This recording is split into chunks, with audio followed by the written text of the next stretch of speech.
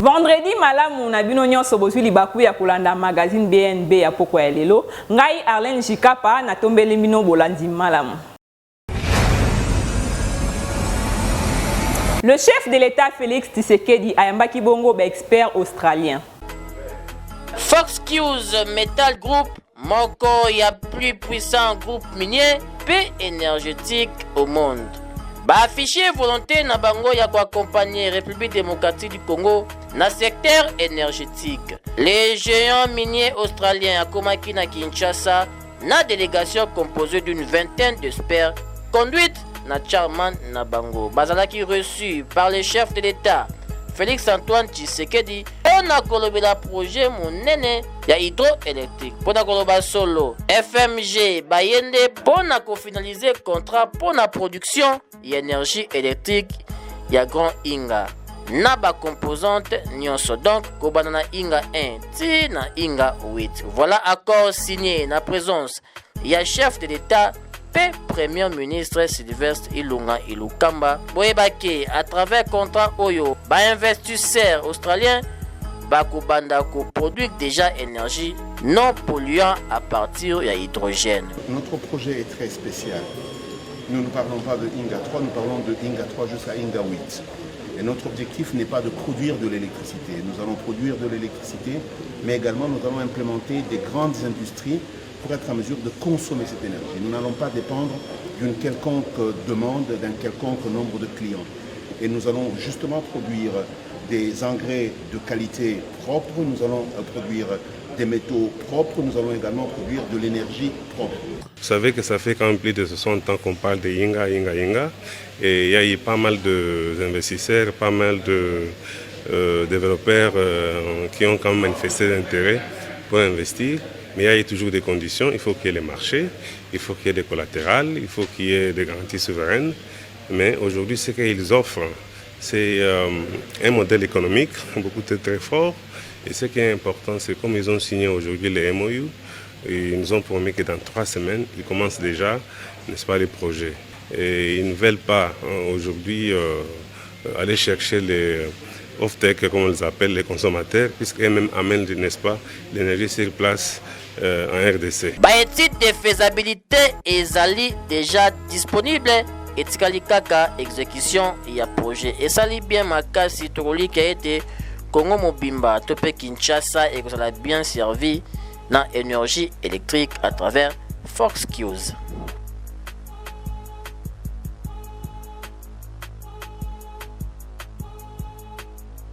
Bana Kanuka basepela kibongo na inauguration ya forage d'eau oyo honorable Janine Mabunda asalela kibango. Kanluka, l'un des quartiers populaires et pauvres au cœur de la ville de Kinshasa. Kasi surtout ezana centre ya riche commune ya Ngaliema. Quartier moko oyo, électricité ezalaka servite depuis l'indépendance. Kasi lobi jeudi, bazwaki accès na eau potable oyo forage moko ezalaki initié pe inauguré par l'honorable Janine Mabunda. Soucieuse na bien-être ya population, alors que mission principale na ye ezalaki ko voter ba loi pe ya ko contrôler gouvernement élu ya Bumba na Mongala. Alingaki a offrir na ba milliers de ménagères les minimum ya conditions d'existence na kofinancer forage oyo. Oyo ekobanda ko servir 1000 ménages par jour. Mosala ya parlement ezanini. Ya liboso tosalaka ba loi, biso nde tosalaka ba mibeko. Ya mibale biso nde to contrôlaka, toza ba kengeli na bino epa ya gouvernement.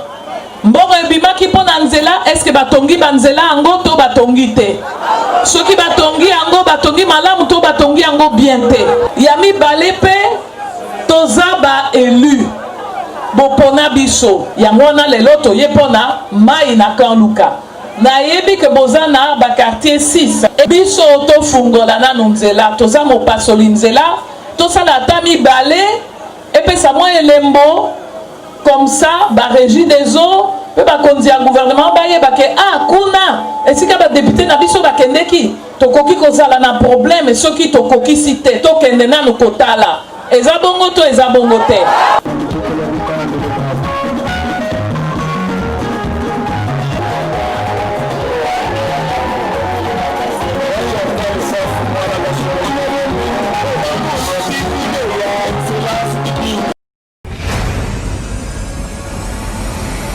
Nasepeli na yoki esengo na eloko yo asali biso ya ofele totokaka mai. Toza na souffrance à mai. Mais mai biso toza nango souffrance. Réside des eaux. Tofutaka ye ba 30 tofutaka ye 30 000 te 10 000 6 000 7 000. Lem so so mama ya 2 000 francs. Mais na eloko maman Janine Mabunda sali pona kolela ya Samuel. En tout cas na pesi ye merci.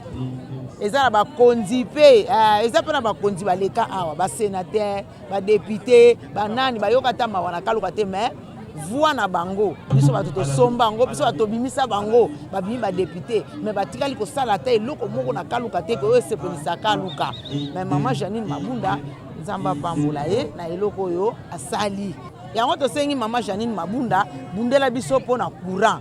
Maman Janine Mabunda yebi akoli na ma campagne. Ezaki commune moko présidentielle, ba président nyonso ba vandia. Toza na kati ya centre ville, mais kaluka ba pesa yango mu Congo.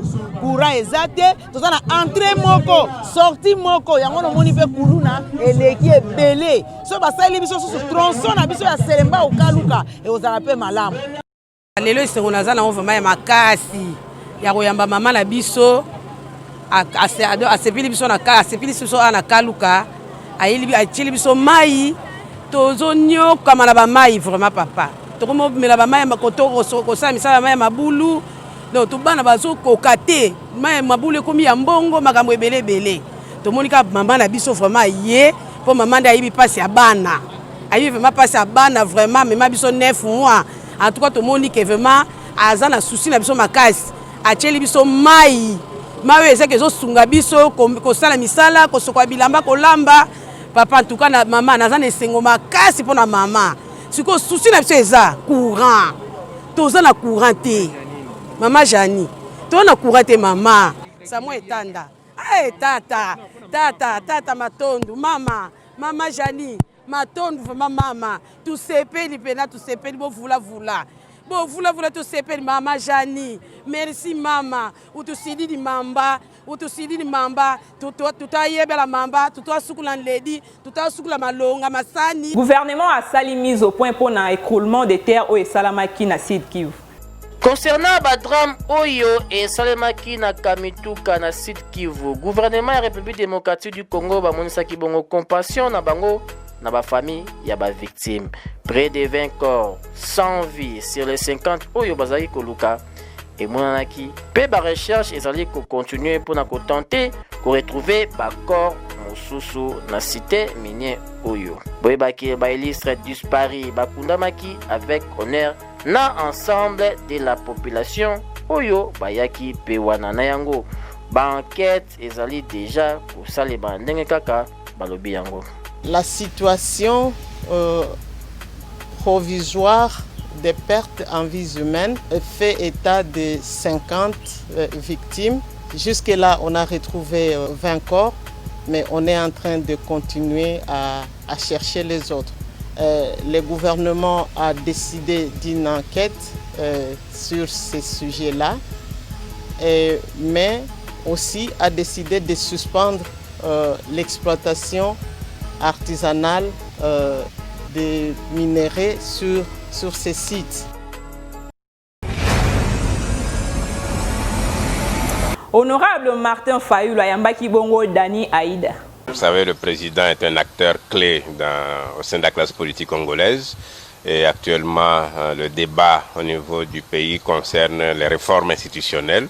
Nous sommes venus en tant qu'institut spécialisé dans ces questions-là pour écouter le président, son analyse par rapport aux enjeux politiques et aussi les préconisations qu'il peut faire pour que les différentes parties prenantes puissent s'entendre pour avancer vers ces réformes-là.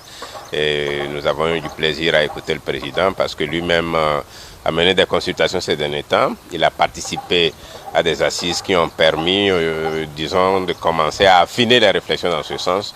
Et nous avons eu du plaisir donc à l'écouter et aussi partager avec lui nos propres analyses.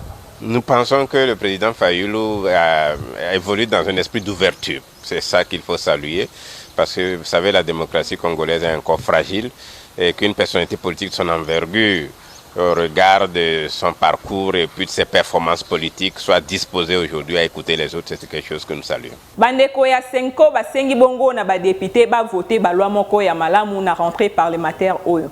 Se fait le devoir de rappeler aux honorables députés et sénateurs de la République démocratique du Congo quelques recommandations utiles leur faites par les archevêques et évêques membres de la Senko et qui sont encore d'actualité, à savoir 1. Adopter avec vigilance des lois justes qui garantissent la tenue des élections et assurer le contrôle de l'exécution du budget concernant les élections. 2. Relayer effectivement les aspirations profondes du peuple au changement et ne pas voter des lois qui ne rencontrent pas le bien du peuple congolais. 3.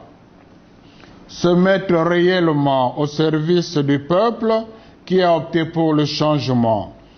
Gérer utilement le temps pour voter des lois qui promeuvent la démocratie plutôt que des intérêts partisans.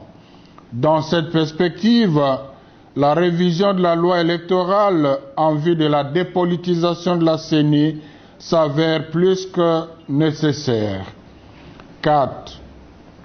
Veiller à ce que la majorité au Parlement n'abuse pas de sa supériorité numérique pour faire voter des lois peu favorables au progrès de la démocratie dans notre pays. Réhabilitation et éclairage public ici et Bandi, boulevard du 30 juin déjà éclairé. Programme ya réhabilitation ya éclairage public na Kinshasa par le gouverneur Jean-Tini Ngobila. Webake Mosala et Bandi déjà. Awa tozali na boulevard du 30 juin na Kinshasa. Ballet et tiami déjà kobanda gare centrale ti kokoma na batetela. Mosala ezali kokende na mbangu na ndenge moko ya kosakana te. Minda déjà pelele okwesi tonga omoni yango.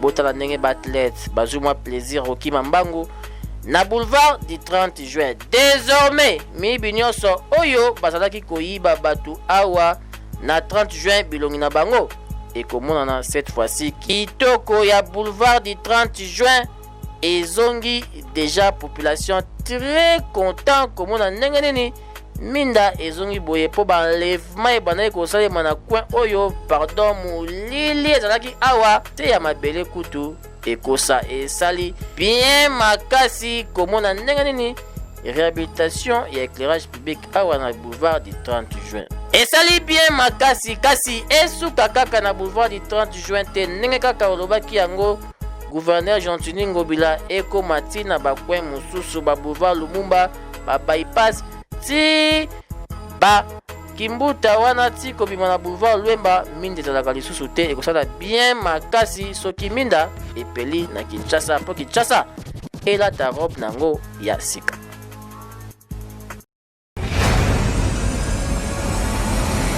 Insécurité na ville province ya Kinshasa et komi makasi mingi. Véronique Bemanga, réaction ya population ezanini.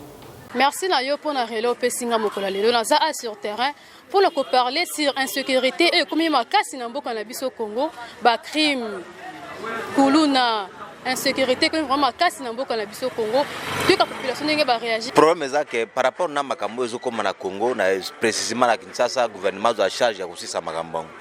Parlez aux Allemands bien. Il y a azana ba mesure nous soko kozwa pona ko éliminer situation mabezo passer na Congo.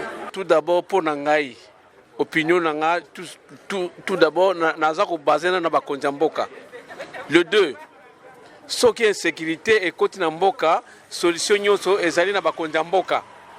Comment voulez-vous que soldats alliés par de ces alliés ba département ya année bazali et puis sécurité zo kota na mboka te tout ça bari voir solution soki bazoko kate baba na ko punir bango tozu exemple Angola soko yibi première fois ba gracio deuxième fois ba kati lobo kaka soko yiba ki na gauche ba kati gauche bo yibi susu ba kati droite et c'est soki ba kati lobo na yo yiba susu o yiba te kokotela bato juste batina bandako et puis na ba arme bazoto ba arme wana wapi boyoki ni population et réagir na micro na biso kosanga kaka na bakonzi ya mboka bameka un peu ko revoir les cambo oyo etali sécurité na mboka na biso Congo batie ba mécanisme nyonso en marche pour que sécurité ezonga la kati ya mboka na biso ezalaki ya bino Véronique Bemanga na compte Ben Bima totikala kaka na makambo etali insécurité Major Rémi Kanza kanga kibongo bakuluna kuna na commune ya Njili Ba civique oyo bozomona na bilili moko kombo na ye général exaucé ye musala na yeza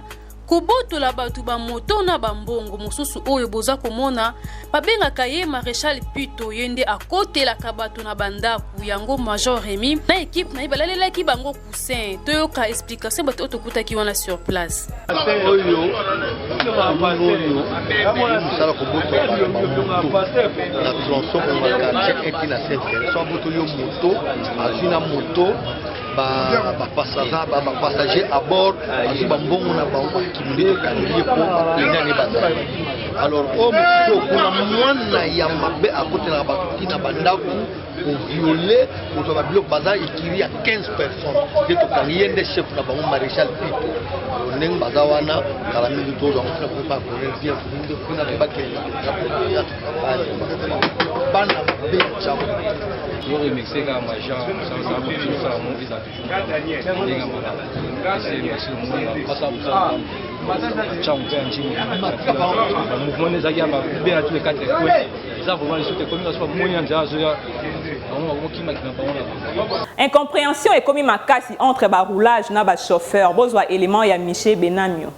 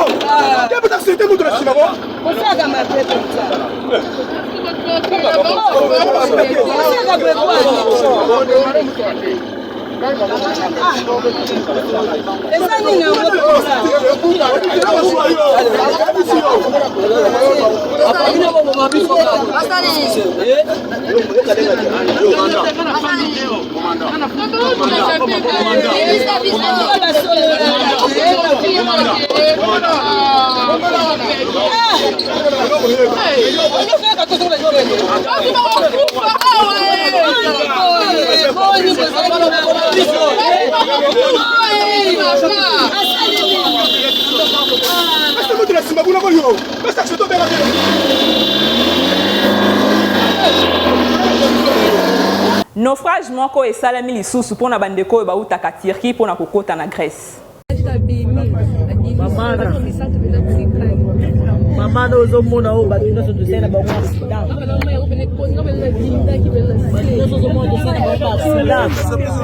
Omoni bato nyonso tosala bango ba accident. Nzamba bomo itopesa yo nini Yesu.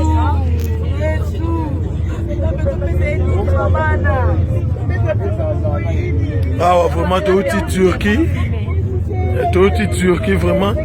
Destination Grèce. Ah, Zelo va pesa biso ba conseil mais to linga koyoka te. To linga koyoka te biso toza awa. Toza mélanger ba congolais, toza mélanger na ba camerounais. Donc batu ba kufi ne bazawa bandeko na biso batikali na mayoyo. Nde to sola boye bandeko na biso batikali na mayoyo. Nzamba sa biso grâce. Biso yo toza bomoyi.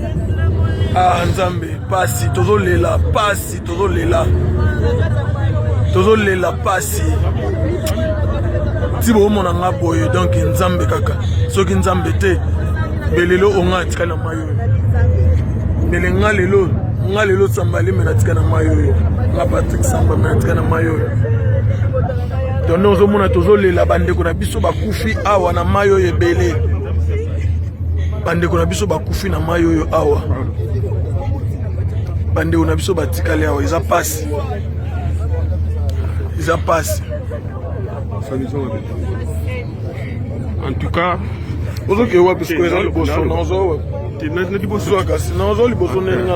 merci. Simba. Téléphone à bateau quoi son Ah, eza na sima.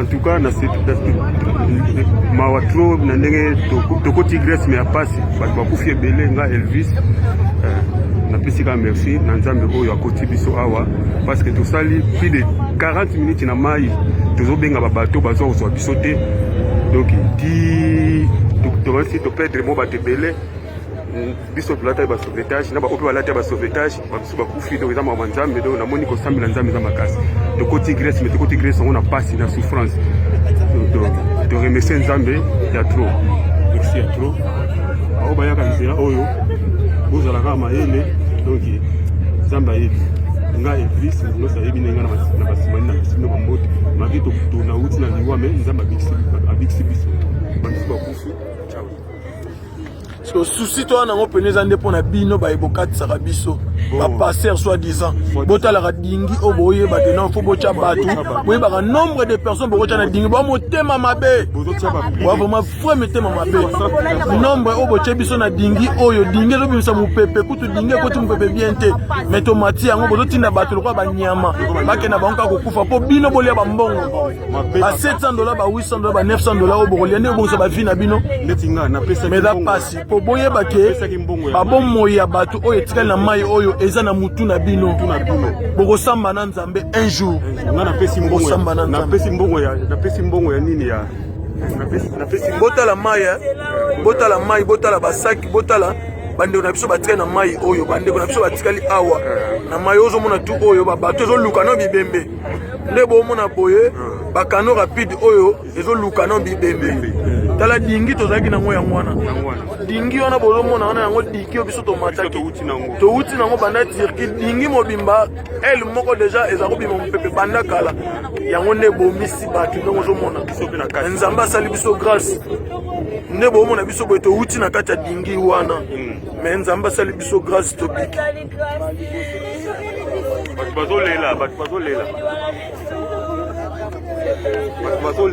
bazolela okosala mabe neti nga napesi mbongo na ngai ya kano me bamati nga na nini ya nini ya regrete nzambe azala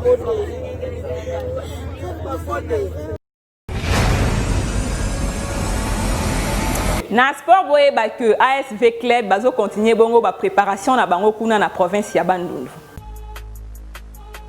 Association sportive V-Club bazali toujours ko continuer ba séance na bango ya ba entraînement dope ya ba préparation kuna na Bandundu esika nini ba match amicaux ezali déjà ko betama makasi boyeba que V-Club et memaki bongo 30 joueurs kuna na stage bloqué na Bandundu esika nini bazali ko préparer championnat national topeli na foot peli susu Ligue des champions africaine esika oyo bango bazali bongo engagé na yango ba match amicaux ezali kolandena de victoire en victoire boyebake match euti kolekana V-Club baganaki bongo na score ya 12 buts à 1 pe deuxième rencontre babeti bongo 3-0 na yango yemoko le coach principal coach Android Florent Ibenge abetaki sete boye.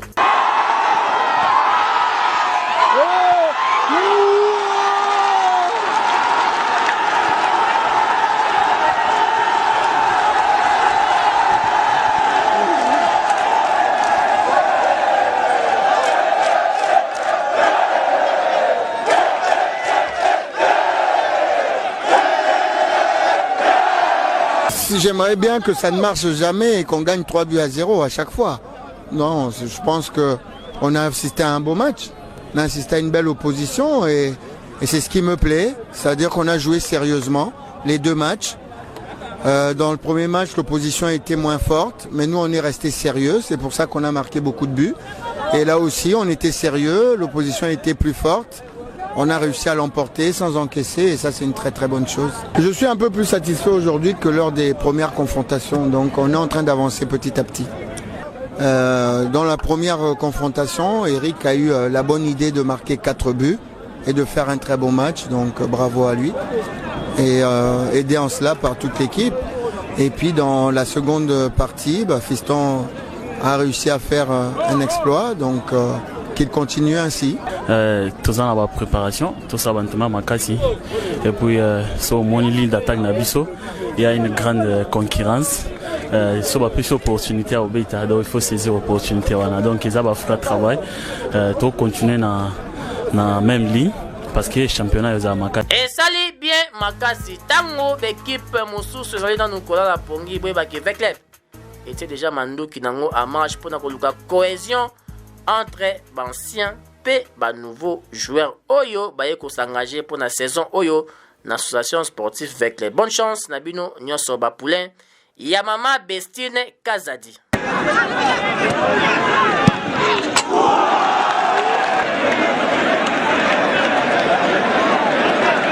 Tokomi na suka ya magazine d'actualité ya poko ya lelo soki bo sepela ki na édition ya mokolo ya lelo bo pesa merci na équipe technique et rédactionnelle mobimba na coordination ya Yemoko le cordon le plus gentil de l'Afrique centrale Baudric Kanda ngai na bino tokutani mikolo mikoya soki Yesu Masia de Nazareth apesi biso pema.